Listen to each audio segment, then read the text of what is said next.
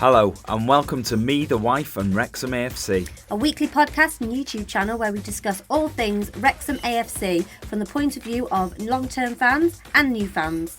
So sit back, put your feet up, relax and let's get stuck in.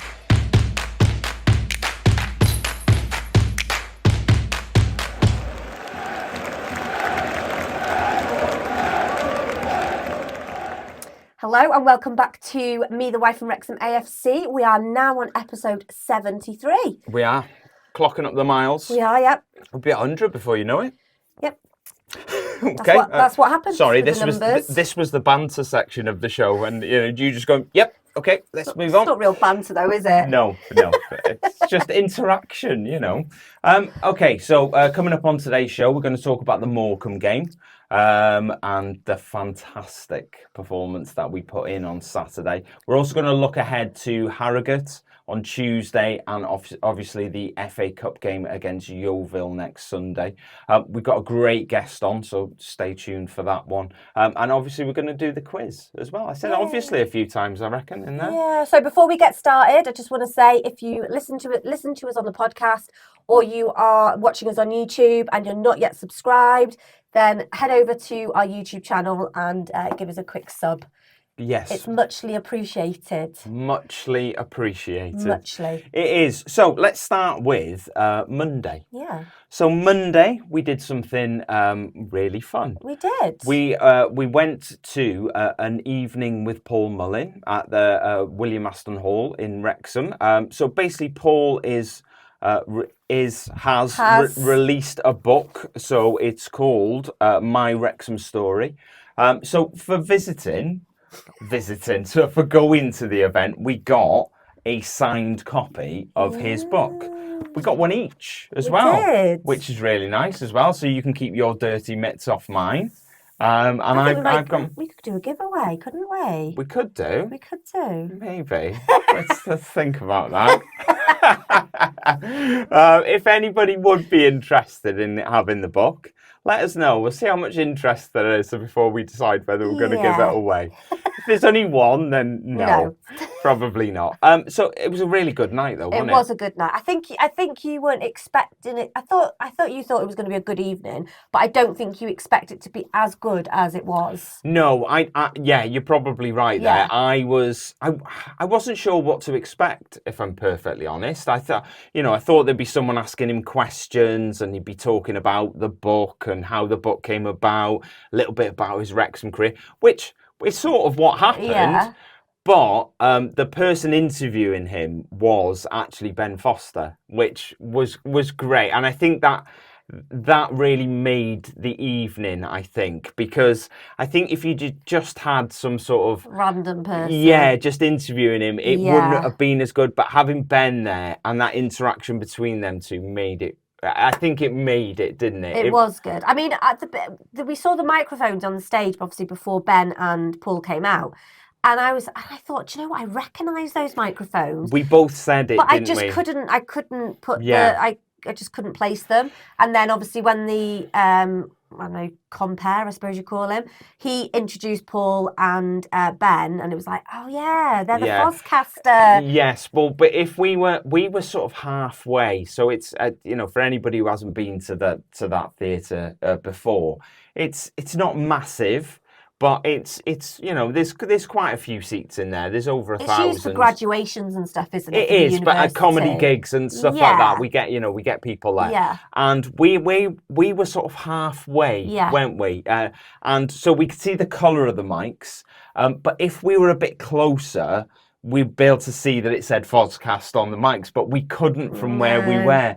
And but we were both the same. We were going, I recognise them mics. Yeah. Where do I recognise them mics? And then when they announced it, it was like, of course, that is where. But perfect interviewer, I think, because obviously Ben does this as well. That's pretty much his living now, isn't it? It's pretty much his job now, talking and talking. That's So it was really good. I enjoyed it, and I thought Paul came across really well, because I think people have preconceived ideas about footballers that they're a bit thick. All they know how to do is kick a football round. Yeah. But Paul Mullin is really, really articulate, and I thought he came across really, really well, and he's really, really funny as well. Yes, he was, and as a whole, I thought the night was really good. The only disappointing thing was, because obviously they had a Q&A session, and Ryan asked a question. I did. You did. I did. I thought. I think in situations like this, I'm quite a confident person. I don't mind standing up in front of a lot of people and asking a question.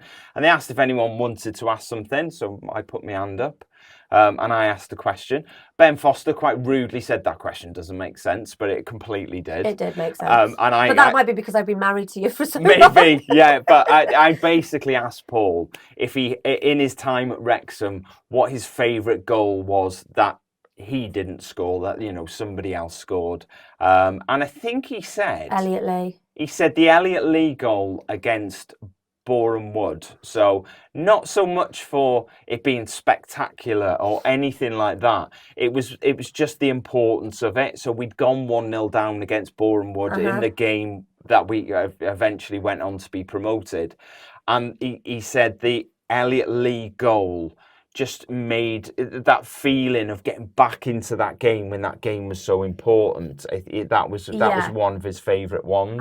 Ben Foster said that Mendy was in the mix because for the Notts County goal. Yes, that was my. Do you know what? When he said that, I went, "Yeah, that was my favourite goal of the season as well." So yeah, we did. We talked about sort of like favourite goals and stuff on a previous podcast, and we did a little video of like the top 5 goals of the season, and we had Mendy in there, didn't we? And a lot of people were going, no, it shouldn't have been in there. But I think as time goes on, I think people sort of realise how important that was. And do you know what? It's the commentary on that goal that absolutely made it. The screaming. Yeah, the commentary on that goal actually makes that goal better, and I think that's what good commentators do.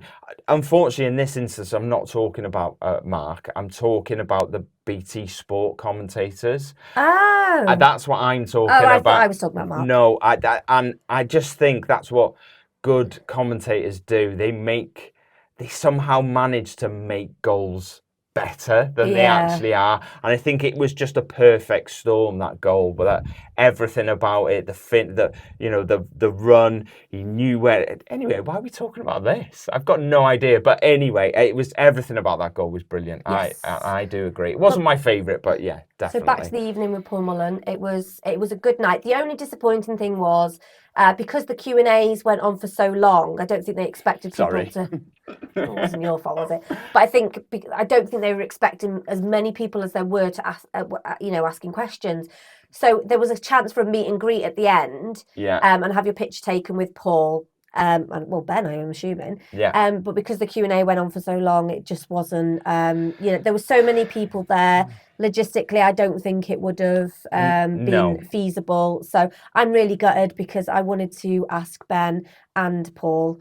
Paul, because I didn't know Ben was going to be there, but I would have asked Paul to come on the podcast. I literally would have put my big girl pants on and go, Paul, will you come on the podcast? Yes, yeah. But it was a great night. It was a great night. Good night. I enjoyed it.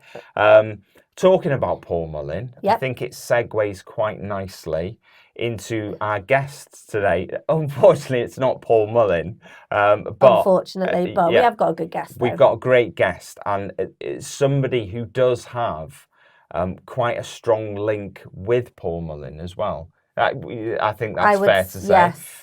So I'm not gonna say too much, although I said this last week, and for anybody who's sort of already read the description of the podcast or the YouTube channel, they know who it is. But we've got John on the show this week, so welcome to Me, the Wife from Wrexham AFC. John, how are you doing? Not too bad, mate, thank you. Bit under the weather, so if I sound a bit groggy, that'll be why. Too many beers or just under the weather? Just ill, mate, yeah. We'll believe you, So, John isn't your regular Wrexham fan. John is someone that does a very special job. Yeah. I'm trying to build the tension, but I'm not sure I'm really doing it very well. No. So a lot of you may have heard of John, but not as John. John is, I've said John a lot of times there. John is, he runs a company called Zebra Customs, who basically do custom boots, trainers, all that sort of thing. And he's done quite a few pairs of boots for Wrexham players. Most famously, I would say, numerous pairs of boots for Paul Mullin. So, John, how did it come about that you started doing boots for Paul Mullin? Did you approach him? Did he approach you? How did it all start? So he put out feelers he was talking to my dad, who works at the club as the joiner. My dad and Ewan were having a conversation. Ewan's, the kit man, Ewan. Yes, yeah. He'd said to my dad that Paul wanted something done for the FA Trophy final. And my dad had said, oh, my lad does customisation on shoes. I hadn't touched boots before. It was always something that maybe I wanted to do in the future, but it was something I hadn't really done much research on. And I said, yeah, 100% I'll do it for sure. And then I got in contact with Paul.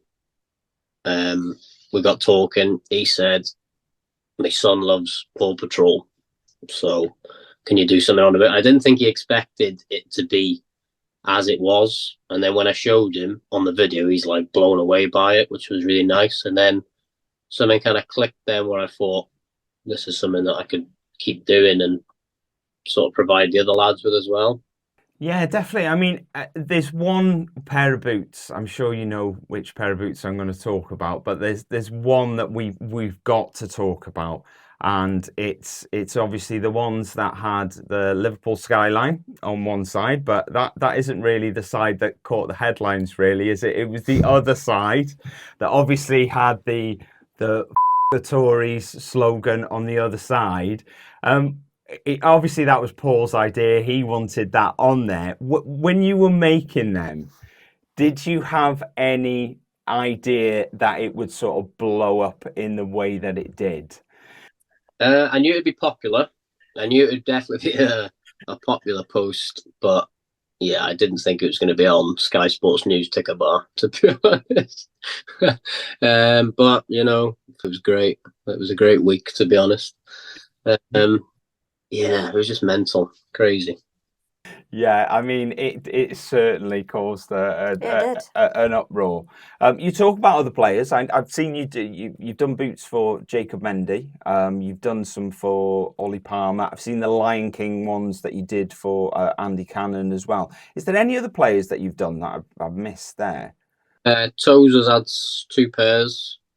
Arthur Okonkwo's just had a pair, but there was we had a bit of an issue with those in terms of I wasn't allowed to take photos with him or something. It was weird. I don't know whether it was something to do with his contract or something. I don't know. But Libby McKenzie from the women's team, Elliot Lee, Mark Howard. I think that could be it. It's a good portfolio. It is a good portfolio. It's a pretty good portfolio to have. Yeah, definitely. Out of all the ones that you've done, do you have a favourite pair, a standout pair that you think I will always remember making these? So in terms of making memories and stuff, it's hard to not choose Paul's. Just the ones he scored the 2 goals to win the league in, because I put out a post a few weeks prior and I said these are going to be the boots that take Wrexham to the National League, and they did. So it was a really cool thing. In terms of actual design, I really like Andy's because they were something that I just manifested in my head. I thought, oh, people are going to like this. But I like Mendy's a lot as well. I think if I was to wear a pair, it'd be Jacobs because I think they're quite classy looking. So yeah, I'd say Jacobs probably.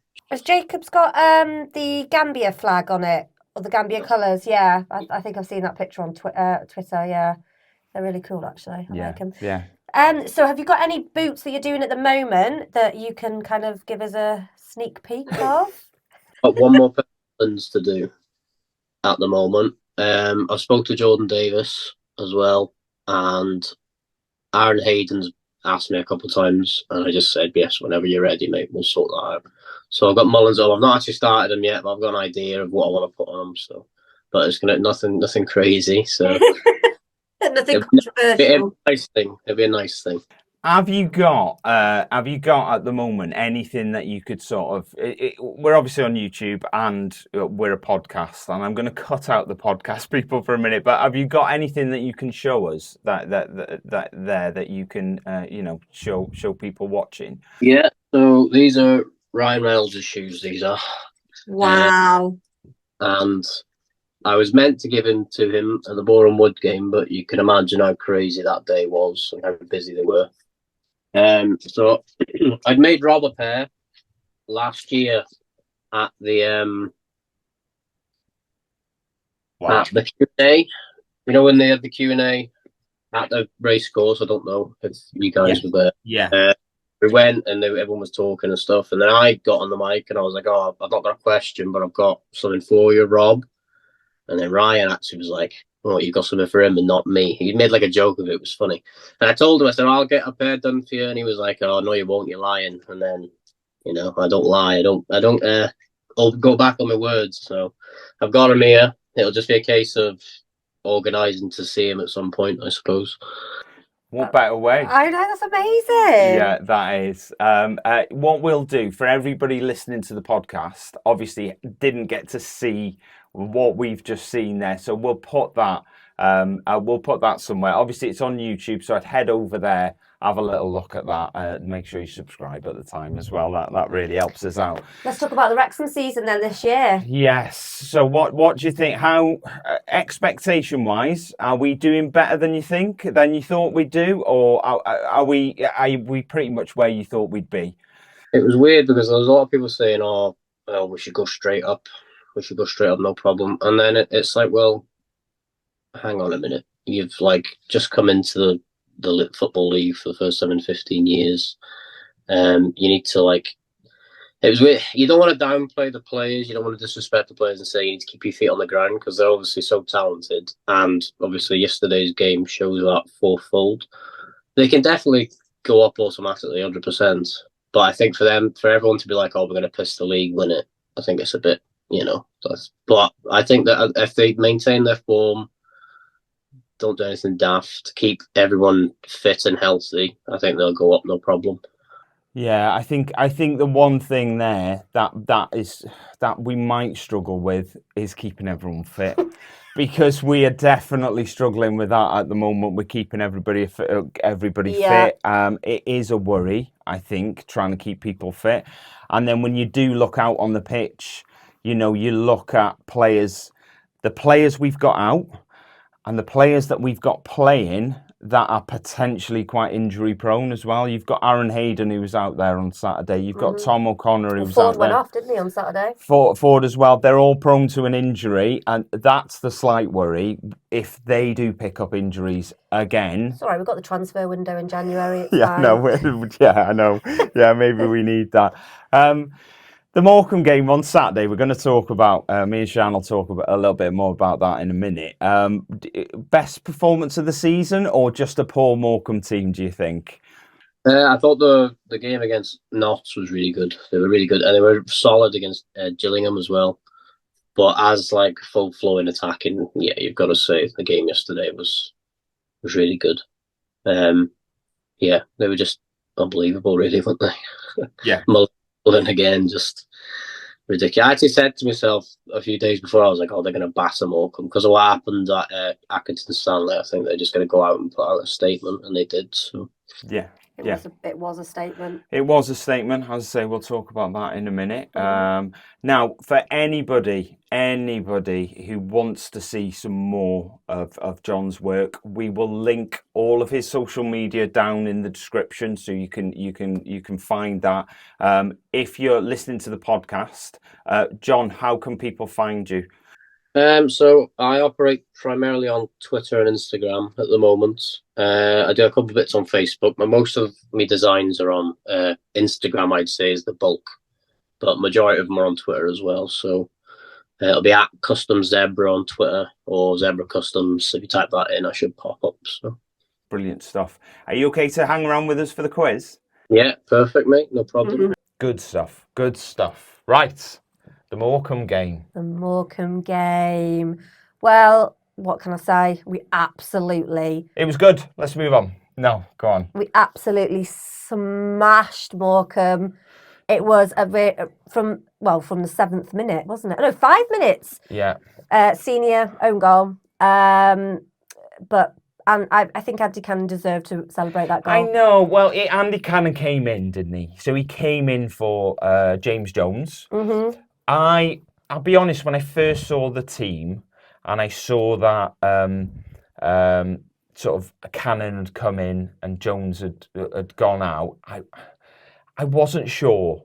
If I'm honest, I was thinking, oh yeah, because Jones and Evans had played so well together for such a long time, what seems like forever now. Must be the last 10 games they played together in the middle. Everything was ticking along really nicely. I understand that the Accrington game was a big disappointment, and maybe Phil thought, let's change things up a little bit. Yep. You don't want to go getting stale. But my big thing in football is always having a nice settled team. I don't like chopping and changing too much. I'm not that sort of, I don't think if I was managing a team, that's not what I'd be doing. So, when I saw it, I wasn't sure, if I'm honest. I was a bit dubious about why that change had been made. As it turned out, I had nothing at all to be worried about. Andy was on it from the first minute. He literally, he had plenty of touches in that first 5 minutes. Yep. All good, nice, quick, slick passing. And then, like you said, 5 minutes in, I was so gutted for him because where we sit in the stand, we've got a perfect angle of any shot from the right hand side of the pitch in the first half and any shot on the left hand side of the pitch when we're shooting towards the university, and we have a really good angle on it. The ball come across, it ended up in the back of the net. Andy went up to challenge for it. He wheeled away in celebration. I sort of knew straight away it wasn't him, and I was like, "Oh, it's his first goal." I wanted it to be him, but I sort of knew it wasn't him straight away without looking at replays. When we went in at half time, had a look, and it had come up as an own goal, and I am sort of gutted for him because I think Andy's got goals in him. Yeah, 100%. They just don't, for whatever reason, they don't seem to quite fall for him. He's pinged loads of shots from the edge of the box, shots from 25 yards out. He's had chances, but nothing quite seems to fall for him. And then the chance that he gets, and Senior gets in the way, and blimmin', it's an own goal. We went 1-0 up, and that's all. Do you that know matters. what? And I'm happy that Cannon celebrated. He does, Yeah. Whether it says it on BT Sport, BBC Sport, whatever, I'm going to say Andy Cannon scored that goal. Well done, Andy. I even did an appreciation. He didn't, though. Shut up. I even did an appreciation post for Cannon because a lot of people getting on his back saying that he was rubbish. Why did we sign him? And Andy Jasper actually commented on it, saying that he, from the beginning, when we signed Andy Cannon, he said that he was going to be a top player for us, and look what he's right. Yeah, he's been good. He has is. been good. I think he just hasn't quite had the run in the team that he's needed just to show everyone how good he was. Obviously, he got sent off a little bit earlier in the season, which didn't help. But when he comes in, he's always so good. I think the one downfall of Andy Cannon is size, maybe. Because you're playing in that middle. you know, he is physical. You know, he does get stuck in, but you know, maybe just a bit more bulk on him, but, you know, might be nice. He's not a skinny lad, is No, he? I know, but you know, that's if I was wishing for something, I just wish he was a bit bigger. I think. Put that on your Christmas list. Yeah, put it on your Christmas list. He then set up Mullin for number 2. Amazing assist. Yeah, yeah, exactly. Put it just it perfect area, lots of speed on it. 2-0 after 7 minutes. These are the games I like. Because What, the games that we win? no. Well, yeah. That sort of sounds like what I'm saying. Yeah, I obviously like the game, but when we get a couple of goals early on, it just settles everything down. There's been so many games where I walk away from the racecourse and my teeth hurt because I'm grinding my teeth. I genuinely feel uncomfortable during the games. There's lots of my back and my neck hurt because I think I hunch myself like this because I'm just, you know, like some sort of troll under a bridge because because it's just so stressful.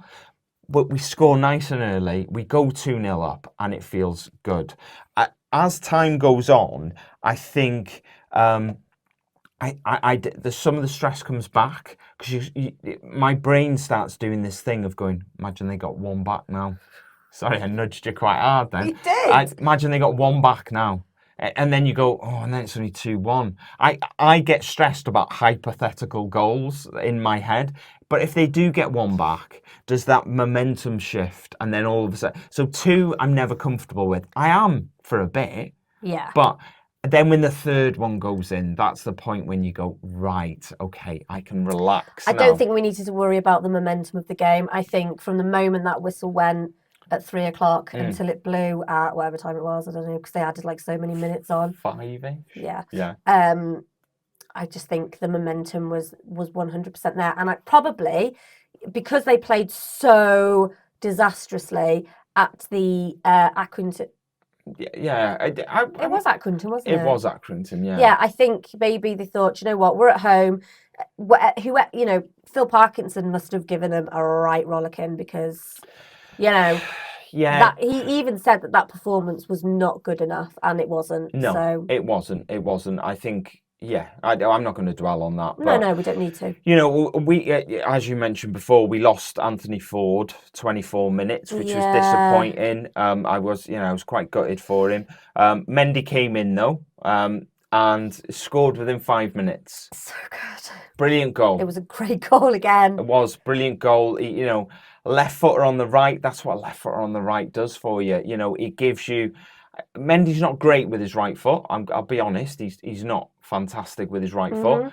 So I think as a defender, if you've done your homework and you've got him on your right side, I think you've got to be showing him down the line to make him use his right foot. Yeah. They allowed him to cut in on his strong foot that he loves using. He put one of the defenders on the floor. You know, he sort of little shimmy, put him on the floor, created the space. Great finish. You know, everything about it was great. And you know, 3-0. I relax again. You know, everything is just relaxed. I was so relaxed on Saturday that I went to get a beer before half time. Disgusting behaviour. I never do that either, but I was so comfortable. Disgusting behaviour that you had another beer, and disgusting behaviour that you left before the half-time whistle. I know, but that's how comfortable I was. And you were late coming back for the second half. I was, I know, but I was so comfortable, and it was just like, and I went down, I got in the queue for a beer, and I was just like, everything's going well. And then I realised, yes, I'm comfortable that we're 3-0 up, but then I thought, oh, hang on a minute, I might miss another goal. I thought we're playing that. Did you miss another goal? No. No. Yeah. I went out when it was 3-0. That's the point when I went down and got 3 beers, and then. Oh yeah, because it was 3-0 before half time. Yes, it was, and everything. So, Mullin got his hat trick in the second half. 67 minutes, 77 minutes. Another couple of great goals. One of which, maybe the keeper. I've looked at it a couple of times. I think he's unsighted, but it doesn't paint him in loads of glory because it's sort of I mean, it sort of goes right through him. One of them, it's a decent strike from the edge of the box. It does go right through him, though. I've watched the highlights back, and I was just sitting there watching it on my phone, and I was just like, just smiling. Yeah. Because obviously they show the good bits, don't they, on the highlights? They don't show all the boring bits. Highlights. Exactly. Yeah. So obviously you had the goal from it was an own goal, but Andy Cannon. Yeah. And then you had the Paul Mullin goal. Then and it just every single goal I was just like, oh, it was really good. Yeah. One of Paul's was really good. He had a fantastic touch to take it around the defender, and then just slotted it in the corner. It was brilliant. It really was a really good finish. Everyone was turning around going, oh, what a touch. Yeah, but it was a fantastic finish. James Jones finished it off. Yes. 96 minutes. Again, another great finish.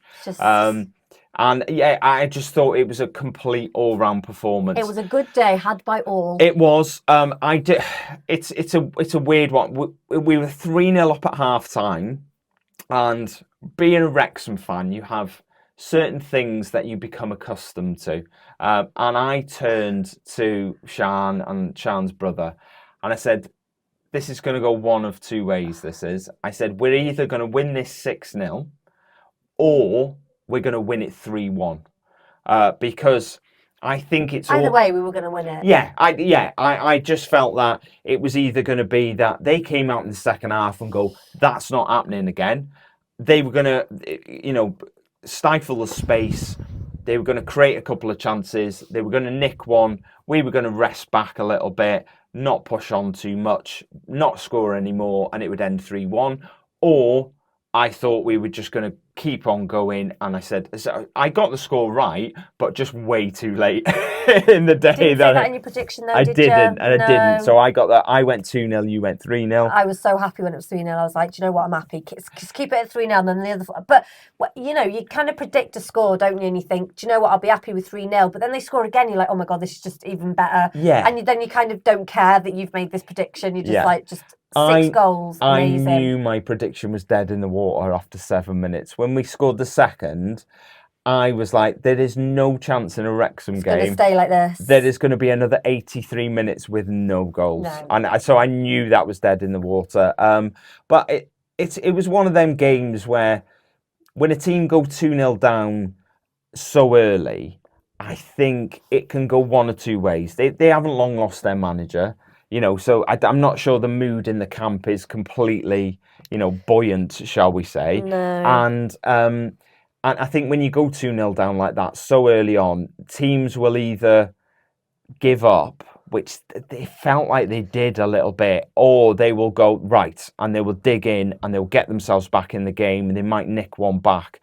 I just don't think Morecambe did that. They just sort of completely give up on it. I'm sorry for them, to be honest. I didn't.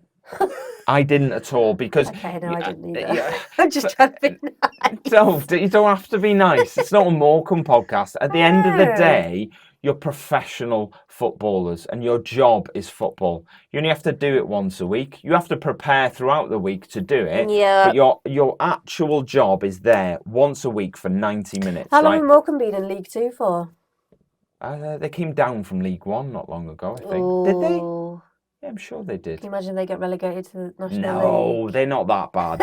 But for me, it's your job. I never feel sorry for people who get absolutely annihilated. You go 2-0 down early on, right? And that's the point where you have to reset and go, right, we've got to get back in. Look at all them fans who've travelled. What are we going to do? We're just going to give up. And that they... But I felt they did give up. Yeah. So I've got no sympathy for teams like that. I'm not sure they actually really started, even before the goals were scored. Maybe not, to be honest. There were the odd player that was, possibly showboating. I don't know why. But yeah, I think overall it was a bit of a dire performance from Morecambe, I think. Yeah, it was, and we took full advantage of that. We did. Elliot Lee managed to avoid his 5th yellow card, which fair play to him because he got. I don't know. It was ages ago that he got his 4th one. So how he has managed to avoid that 5th yellow card, I have got no idea. But yeah, he has. It's now. I was going to say reset. It hasn't reset. So for anybody who doesn't... I think it has. I think he put... No, it doesn't reset. So basically, if you get 5 yellow cards by now, the end of November, you get a 1-match ban. It doesn't reset. The threshold now changes from 5 to 10. Okay, so he's on 4, so it doesn't reset back to 0. The threshold's now 10 yellow cards, and that's by game week 37. Okay, get you. Okay, and then after game week 37, the threshold then changes to 15 yellow cards by the end of the season. When you say weeks at 37, you talk about football weeks, not year weeks. Game week. We're like in week 51 at the moment. Game week. That's why I said game week. Oh, yeah. Yeah. So, man of the match. Right. Well, because you asked me this yesterday. I did. But go on. Do you know what I was gonna? Yeah. I totally agree that Paul Mullin, he deserved it. Mm-hmm. But for me, work ethic, and I'm not saying Paul Mullin hasn't got a work ethic, because he is bloody amazing. Yeah. But for me, I think I would like to say Andy Cannon, because I think he was really good. I think he was really good yesterday. And I know you don't agree. I know you agree that it's Paul Mullin, and I'm not saying that I disagree. No. For me, when somebody scores a hat trick, for somebody else to get man of the match, I think is mental. Well, yeah, it probably is. But for me, yeah, I thought Andy Cannon deserved some sort of accolade. Man of the match too. Man of the match too. Yeah, you have match of the day too, so why not man of the match too? Yeah. No, so, I thought Andy Cannon was superb. I completely agree with you. He was excellent. Everything about his game I thought was really good on Saturday. Oh, how good is George Evans though? It is absolutely. George. He's just ridiculous. King George. Yeah, maybe. But he's just, everything about him is just, I think he just plays in a position that isn't necessarily glamour. Okay, he's not going to get loads of goals, but what he does and the way that he does it is just superb. And we needed that sort of player, and we have found what we needed in midfield. He controls everything without you necessarily realising he's on the ball that much. He just literally dictates the whole game. He does. And I just think there's lots of back kicks and everything, wasn't there? Back kicks? Well, just like a heel kick, to the back, Heel kick to the back? I don't know what you call it. Back heel. Back heel. Oh my God. I mean, heel kick to the back. Let's be pedantic about it. I do prefer heel kick to the back, though. Heel kick to the back. No, I mean to someone behind, to a player behind him. Yeah, back heel. There was a lot of not showboating, but a lot of nice little flicks and stuff. Flicks and tricks.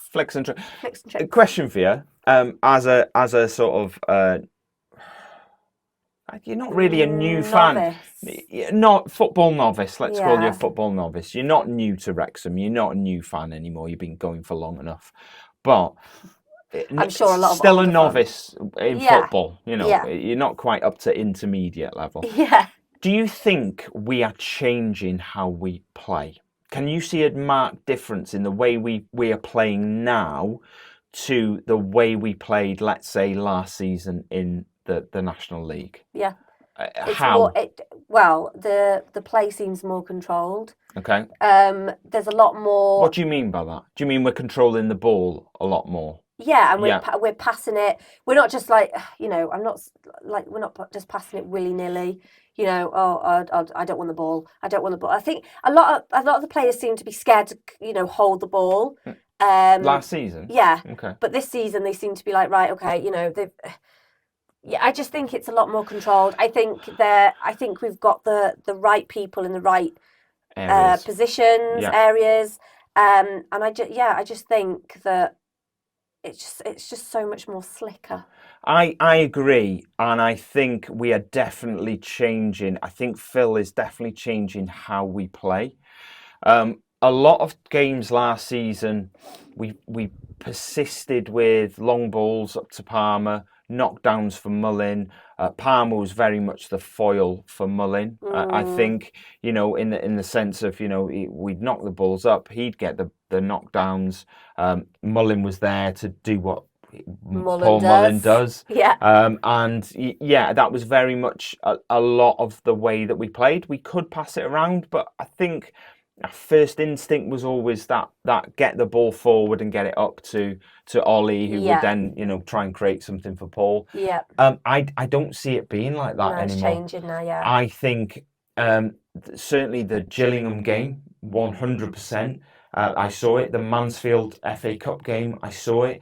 And Saturday, I definitely saw it. When we were always very laboured in possession. We're happy to slow it down, but we seem to have so much more energy and pace in getting the ball forward and moving it about, like you say, a lot slicker and quicker. And I think we're working on a lot of sort of skills and periods of possession where we're just pulling teams all over the place very quickly. Taking corners quicker. I mean, Paul Mullin took that corner really quickly. Everything is quick. Yeah. And I think the ball's up to the front too. The ball's into midfield, you know, and I think George Evans is doing a lot of that, where as before maybe we would have been turning around and going back to the defence and passing it around the defence. I think when George gets it, he's very much a progressive player, and he wants to get it forward, and he wants to get it forward quickly, and he's always looking for the pass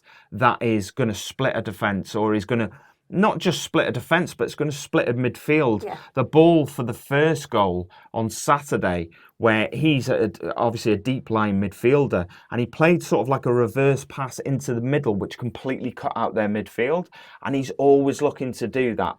I think I'm a bit in love with George Evans, by the way. Stop, elbowing me. I think I'm a bit in love with him. But what about Hayden? Yeah, I still love him. But George Evans. You're having an affair with George Evans. Yeah, very much so. And I thought I don't think you're the only one out there. I think a lot of people like him. Yeah. So Nigel got in touch. He did. Good old Nigel. About the Morecambe game. He said, "Wow, what a bounce back that was. From 1 to 11, they were outstanding. Morecambe were poor, but you can only play what's in front of you. Anyone could have been man of the match. For me, gorgeous George Evans and Andy Cannon were outstanding. Paul Mullin, outstanding. All results went our way, looking good in second." We're in second. We are in second. So Mansfield were winning, and then they lost, didn't they? Mansfield lost. Stockport lost. Notts County lost. I mean, it couldn't have been a better, and we won 6-0. Could not have been a better day for us. Absolutely. It was a good day. Yes. It was a good day. We've got 2 games coming up this week. We have got Harrogate on Tuesday and then Yeovil on Sunday in the FA Cup. We have. So the Harrogate game, I'll talk about that. You can do Yeovil if you like. How's that? All right. All right then. All right then. So Harrogate is a league game.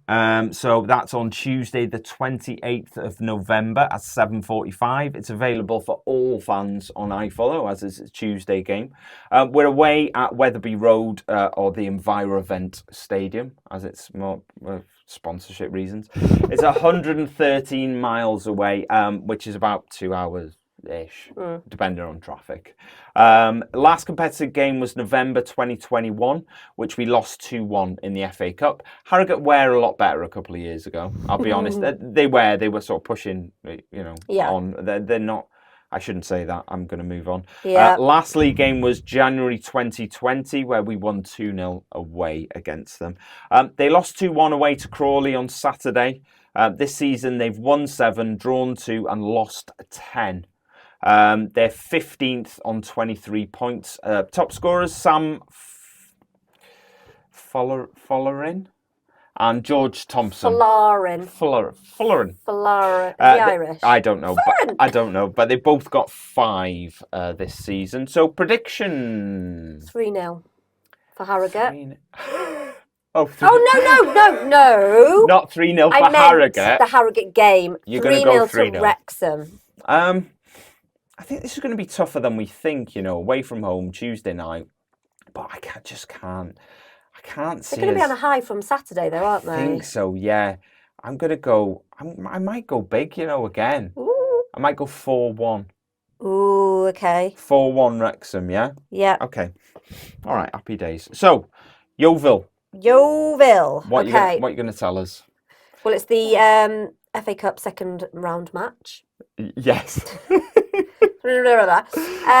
was supposed to be on Saturday, but it's now moved to Sunday, hasn't it? Sunday the 3rd of December. Yeah. I cannot believe it's going to be December on Sunday. It's going to be December on Friday. Oh, yeah, of course it is. Yeah. The first. It's a home game. Yes. It's live on ITV, so it's ITVX. It's not on ITV, it's on ITVX. So it's the same thing, isn't it? No, so anybody who doesn't, it's an ITV thing, but ITVX is the streaming service that ITV do.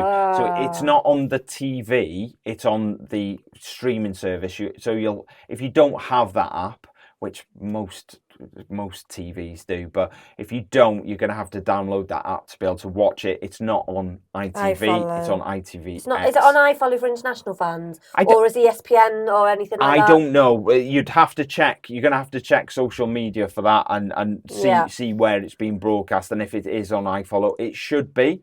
But just double check that, I would suggest. So the last time we played them was at home, and we won 3-0 in April this year. Correct. I mean, my prediction is 3-0. Yes. No, it's not. Actually, it's a lie. We haven't got to that yet.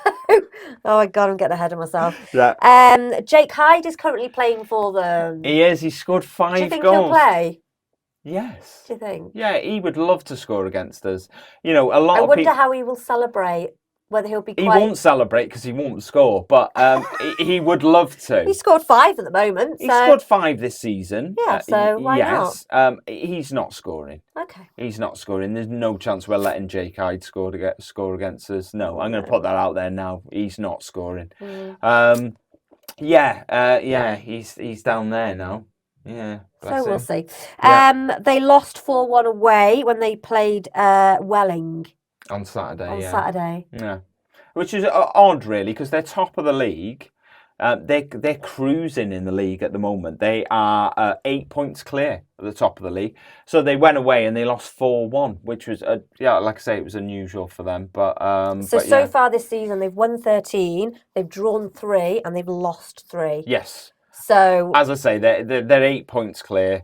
They look nailed on at the moment to come back up into the National League. But you never know, dear. You never know. So, as you said, they're top of the National League South with 8 points clear. Their top scorers at the moment are Reece Murphy and Jordan Young, who have both scored 8 goals this season. Yeah. So, watch out. You talk some crap sometimes, you do. So, predictions. I don't think they're scoring. No? I don't. What team do you think we'll put out before I give my prediction? I don't know whether it's going to be the same sort of team because it's the second round. I don't know. I was going to say maybe all the young guns like Bickerstaff, Davis, Dan Davis, Andy Cannon, or Tunica. All the ones that aren't really getting much young. Aren't getting much pitch time at the moment. Pitch time. I like that. Time. Game time. Pitch time. I like pitch time. They're on time. the pitch and they're playing. Pitch time. Not getting much pitch time. So, but then you think, well, it's the FA Cup second round, because I'm assuming once we get past this round, we're going to start getting the big boys. Yeah. So the big boys, as you call them, come in the third round. So you're kind of hoping that we're going to... So maybe Parky will throw some of the same team we had on Saturday would be good. I don't know what's going to happen. I've been thinking about this and I've been undecided. I've got a feeling that we might see a sprinkling of people who don't normally get game time, but I sort of think that maybe the bulk of the team will be normal regulars. I don't know, to be honest. I wouldn't be surprised if we played our complete first team. I wouldn't be surprised if we played completely our sort of what you'd class a reserve team. And then just bring Mullin and McLean on in the last few minutes and get 2 goals. And I wouldn't be surprised with anything in between. No. If I'm completely honest, I don't know which way it's going to go. Parky's obviously got a strategy, hasn't he? Or he might not even thought about it yet, but I'm assuming he would have. So your prediction, please. I'm going to go for 3-0. Right. I am going to go 4-2. Okay, random. Why is it random? I don't know. Just feels a bit random. I mean, they're a National League South team, so if we can't get any goals past them, then it's a bit... But you think they're going to score 2 against us? I know I'm changing it. No, you can't. Yes, I can. You've said it out loud. It's got to stay. No, I'm 4-0. No, no chance. It's 4-2, and that is it. Just because I've said that, you can't change. Just a quick one before we move on. My hat. I thought I'd mention my hat. My hat. I got this on Saturday. I got given it. So basically, there was some people at the game. And there's another one. Got two of them. One's for our son. Yeah, it's got the Norwegian Reds on it. So there was a bunch of guys down in front of us. I think there was 16 of them. There was a few. We had a chat with Siân, who's the leader. He's the support. Yeah, he's the leader of the supporter. Yes, and they came over from Norway to watch the game. Lovely guys. Got a free hat off them. And I said I'd wear it on the podcast, so it was brilliant. And say hello. But obviously, if you're listening on the podcast, then you're not going to be able to see it. So what I'll do is I will get a picture of Ryan in his new hat, and I'll put it on our socials for you all to see. Some people who got in touch. So Brendan Curtin. This is about Curtin. Curtin, yeah. So this is about last week's episode. He said, love the episode with David Neal. Some great stories about his dad, especially about the players that were kept, bar his son. His father was still, to me, the greatest manager of my time, although I think Parky is getting there. We have Barb Deck 24. I think this year's doc had an overall theme of family, individual players' family, women's team players' families, Rob and Ryan's families, staff families, fans as one big family. Family. And then. Oh, and then a community family. I love this season. I thought the themes covered were terrific. And yes, I think they were. A few people got in touch to say that John Neal was their favourite ever manager. David Neal is the nicest guy ever. He is such a gentleman, and it was so lovely speaking to him. We had a bit of a problem with releasing that episode, so it came out a little bit later than normal. So I don't think as many of you have seen the episode as normally would watch our episodes. Apparently it was my fault. It was Siân's fault. So if you haven't watched that or listened to that episode, I would highly recommend going back to episode 72 and listening to the interview with David Neal. It was brilliant. Great guy. His story, I mean, we could have, it was only a short interview, but we could have spoken to him for ages. He had so many stories about his dad. He did. He did, yes. Brilliant. Sorry, I wasn't just looking at me watch then. You were. It sort of buzzed. So if you want to get in touch with us, you can get in touch with us on Facebook, Instagram, Twitter, TikTok. We're not doing threads anymore. Email me, the wife, and wrexhamafc@gmail.com. Why aren't we doing threads Because anymore? I have not put on there for ages. I just find it really, just find it difficult. Okay. I don't like it. That's fine. You do what you want. Unless, I mean, if it was up to me, I'd do everything. Whatever. If Elon Musk starts to charge to go on Twitter, maybe I'll rethink it. Yeah. How is he going to do that? I don't know. He's a money-grabbing little swine, isn't he? So he might do. Anyway, shout out for Dragon Chat. It's a mental health peer support group, and they run a weekly Zoom call on a Thursday from 7 p.m. to 8:30.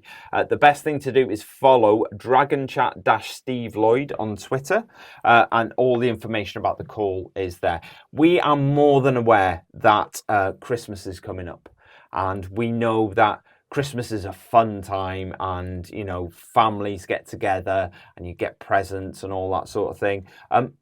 For some people, Christmas isn't great, and it's not as enjoyable as it is for a lot of other people. So this is where Dragon Chat comes in, and how important Dragon Chat is to a lot of people who do struggle with mental health, and need somebody to talk to at this time of year. I know. It's still November, but Christmas is literally around the corner. Yeah. And I think the build up to Christmas can be hard for people as well. It can be stressful, and it can, you can have a negative effect on your mental health. And, Dragon Chat is there to help. I was having a chat with Steve Lloyd, who is the creator of Dragon Chat, on Twitter the other day. Yeah. And he said that, numbers are increasing, which is amazing. Obviously, there's loads much more awareness. And he said that they basically before home games, they meet up in the Miners' Rescue. Yeah. So if you're going to a game and you just want to go in and have a chat with, like-minded people, then go into the Miners' Rescue and Steve will be there. And Yeah. You, because I'm not a man, but you should go in and... Yeah, I will do. Next home game, which is Colchester, I think. Oh, no, Yeovil. Anyway. Yeah, definitely. I would highly recommend it. Steve's a great guy. Yes. So it's quiz time. Quiz time. Excellent. Quiz time. Okay. So we're going to welcome back John to take part in the quiz. Welcome back, John. Are you still there? Yeah. Yeah. Right. Okay. So each section, there's 5 in total. Yeah. I'm crap at describing this quiz. It is 2 truths, 1 lie. Yep. No, it's not. You absolute lunatic. It is 2 lies, 1 truth. I will read out 3 statements. 2 of them are lies. 1 of them is the truth. All John and Siân have to do is tell me which one is the truth. That's it, isn't it? Yes. That is it. At the same time, or like? No, so what I will do, I will go to Siân first for an answer, then I'll come to you, and it just stops Siân stealing your answers, basically. Hey, honestly, Siân, you'll know more than I will, because I'm not going to be up here in front like I'm a super Wrexham fan. Right, number 1. So we're due to play Harrogate this week. Yep. Okay. Number 1. Harrogate's badge is in the shape of a shield. Number 2, Harrogate were formed in 1909. Or number 3, Harrogate's manager is the chairman's son. 1, 2 or 3, which one's the truth? I'm going to go 2. Number 2, Harrogate were formed in 1909? Yeah. John? I'll just be different and say 3. Number 3, John is correct. The manager is the chairman's son. Is he? Yeah. Well, yeah. Okay. That was too conspicuous, Yeah. Number 2. James McLean played his last international game for Ireland this week. Mm-hmm. Okay. James played a total of 109 games for his country. Right. Number 2. James scored 11 goals for his country. Or number 3. James made his international debut against Wales in 2012. Ooh, I'm going to go with number 2. Number 2, the goals. Yeah. John? I think 3 again. Number 3, Siân, you are correct. That's the first time in ages we've had people actually getting them right. I know, yeah. 1-1. Number 3, Wrexham drew Burton Albion in the second round of the Bristol Street Motors Trophy. Mm-hmm. First one, Wrexham have never beaten Burton Albion. Okay. Number 2, Wrexham have never lost to Burton Albion. Or number 3, Wrexham have never scored against Burton Albion. I'm going to go 3. Number 3? Yeah. John? I think 3 as well. You think 3 as well? You're both incorrect. Wrexham have never beaten Burton Albion. We've only actually played them twice competitively. Yeah, so there we go. Okay, we play Yeovil in the FA Cup on Sunday. The last time we played Yeovil, we won 3-0 in the National League on the 18th of April. In that game, we picked up 6 yellow cards. We had 19 corners. Or all goal scorers had double-digit shirt numbers. I'm going to go with 1. Number 1? Yeah. John? 2. 2? You've gone 1. John's gone 2. It's number 3. Obviously, it's number 3, yes. So, 1-1. Last question. Yep. We beat Morecambe 6-0 on Saturday. It was the fastest opening goal we've scored this season. Number 2, it was the first time we have scored 6 goals in a game since we beat Torquay 6-0 in September 2022. Or, number 3, it was our 7th clean sheet of the season in the league. I'm going to go with 3. Yeah. Because, what was the first one again? The first one was the fastest opening goal. Number 2 was the first time we scored 6 goals in a game since Torquay. Because the first goal was an own goal, so I'm going to go with 3. You're going with 3? Okay. I reckon it's 1. Okay. John? I'm going to say 1. Number 1. It is number 3. Well done. It was our 7th clean sheet of the season. Yeah, well done. You've won. 2-1. 2-1. Well done. Makes a change. John, thank you so much for joining us this week. It's been an absolute pleasure talking to you. And for anybody, as we said before, who wants to have a look at all John's stuff, it is Zebra Customs. Have a look on Instagram. Have a look on Twitter. Honestly, they're absolutely amazing, John. I think you do such good work. Continue that, to be honest. So we'll keep going. Yeah, definitely. Yeah. Brilliant. Thank you, all of you lot, as well, for listening and watching this week. And we'll see you again next week. Bye.